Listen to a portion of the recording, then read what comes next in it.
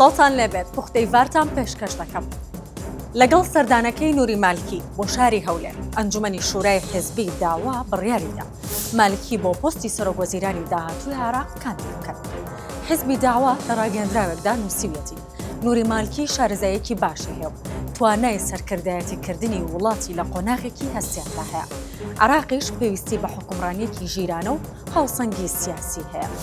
وەزارەتی جەنگی ئەمریکا ڕایگەیاند کۆمپانیایەکی ئەمریکی گرێبەستێکی 250 میلیۆن دۆلاری لە بواری سەربازیدا لەگەڵ عێراق واژۆ دەکات.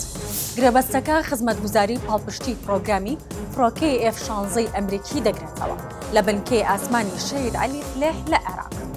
وەزارەتی جەنگی ئەمریکا لە بەیاننامەیەکدا دەڵێت گرێبەستێکی ماوە نادیار دراوە بە کۆمپانیای ڤیکتۆر سیستەمز و کۆلارادۆ سپرینگز و کۆلارادۆ.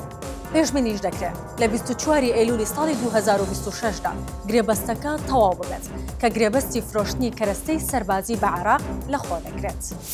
عەبدوڵڵا ئۆجەلان ڕێبەری زیندانی کراوی پارتی کرێکارانی کوردستان پەیامێکی نوێی لە ئیمڕاڵیەوە بڵاو کرایەوە و دەڵێت ئاشتی نەک تەنها بۆ کورد بۆ هەموو گەلانی هەرێمەکە بە نرخە لە پێناو ئاشتێکی هەمیشەی و چارەسەرێکی ڕاستەقینە دەبێت سەر لە نوێ یاساکان دابڕێژرێنەوە.